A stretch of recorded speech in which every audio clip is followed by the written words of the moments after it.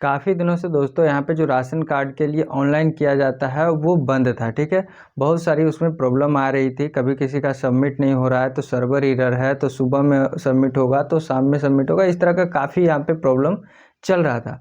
लेकिन अभी क्या है कि फ़िलहाल उसका जो साइट है एकदम प्रॉपर वर्क कर रहा है, उसमें कोई भी प्रॉब्लम नहीं है। अप्लाई पूरे अच्छे तरीके से हो जा रहा है। चाहे आप करेक्शन करवाना चाहते हैं तो भी अप्लाई सक्सेसफुली हो रहा है, या फिर आप नया राशन कार्ड के लिए अप्लाई कर रहे हैं तो भी बढ़िया से उसका वेबसाइट यहाँ पे वर्क कर रहा है। लेकिन यहाँ पे अब क्या दिक्कत आ रही है बहुत सारे लोगों को कि उनका राशन कार्ड करेक्शन करने में या फिर नया बनाने में उनको अपना डॉक्यूमेंट बनाने में ही काफ़ी प्रॉब्लम हो रहा है। ठीक है, तो आज की इस वीडियो में हम लोग यही बात करेंगे यहाँ पे कि उनका डॉक्यूमेंट कैसे बनेगा और कौन कौन सा डॉक्यूमेंट उनको बनाना चाहिए अपने राशन कार्ड को बनवाने के लिए। ठीक है, तो डॉक्यूमेंट की बात करते हैं दोस्तों। तो यहाँ पे सबसे पहले तो समझ लीजिए कि फैमिली के किसी एक मेंबर को अप्लीकेंट बनना पड़ेगा, मतलब आवेदक बनना पड़ेगा, और वो आवेदक बन सकते हैं आपके फैमिली की कोई एक महिला। ठीक है, तो उसमें क्या होता है कि अब महिला की बात आती है तो महिला का कौन कौन सा डॉक्यूमेंट कंप्लीट करवाना पड़ेगा। जो आवेदक हो रहे हैं, जो आवेदक बन रहे हैं, उनका कौन कौन सा डॉक्यूमेंट यहाँ पे कंप्लीट करवाना है।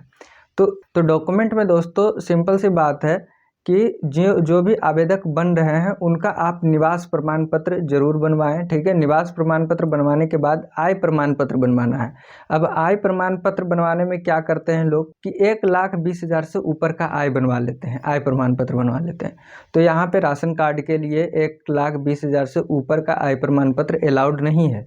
आप अगर आवेदन कर देते हैं तो आपका जो राशन कार्ड है वो रिजेक्ट हो जाएगा, आपका राशन कार्ड नहीं बनेगा।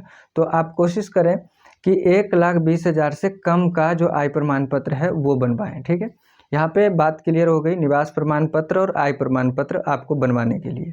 अब बात आती है जाति प्रमाण पत्र।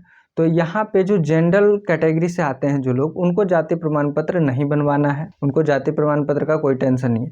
लेकिन जनरल कैटेगरी को छोड़ करके जो भी कैटेगरी से आप बिलोंग करते हैं उसमें सभी में आपको जाति प्रमाण पत्र खोजा जाता है।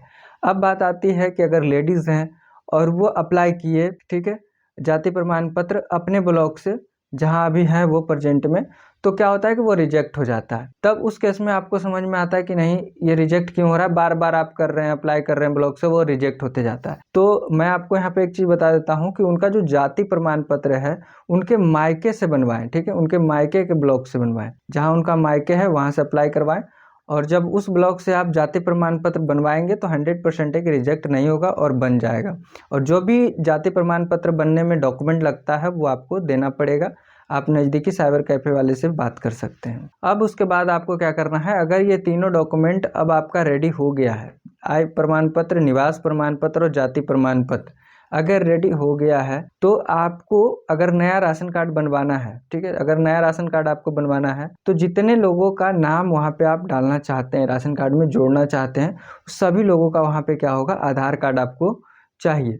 तो आधार कार्ड का फोटोकॉपी आप ले लेंगे और ये जाति आय प्रमाण पत्र लगवा देंगे। और जो सबसे इम्पोर्टेंट डॉक्यूमेंट है दोस्तों, आपका फ़ोटो। ठीक है, आवेदक का फ़ोटो। तो आवेदक का फ़ोटो आप कैसे देंगे, पूरे फैमिली में जितने लोगों का आपने आधार कार्ड यहाँ पे देने वाले हैं, जितने लोगों का नाम यहाँ पे जुड़ने वाला है इस राशन कार्ड में, सभी लोग एक साथ खड़ा होकर ग्रुप में एक फैमिली फ़ोटो लेना है। ठीक है, और वही फ़ोटो आपको इस राशन कार्ड में अपलोड करवाना है।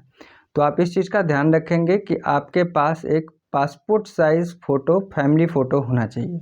और एक फॉर्म आपको मार्केट में मिल जाएगा प्रपत्र का, उसको आपको प्रॉपर फिल कर लेना है, जो भी डिटेल है उसमें उसको बढ़िया से आपको भर लेना है। और जब उसको आप कंप्लीटली भर लेंगे, इतना सारा डॉक्यूमेंट अगर आपके पास कंप्लीट हो जाता है, तो आप एक नज़दीकी साइबर कैफ़े संपर्क करें, वहाँ जाएँ और वहाँ जा कर के अपना ऑनलाइन करवाएँ।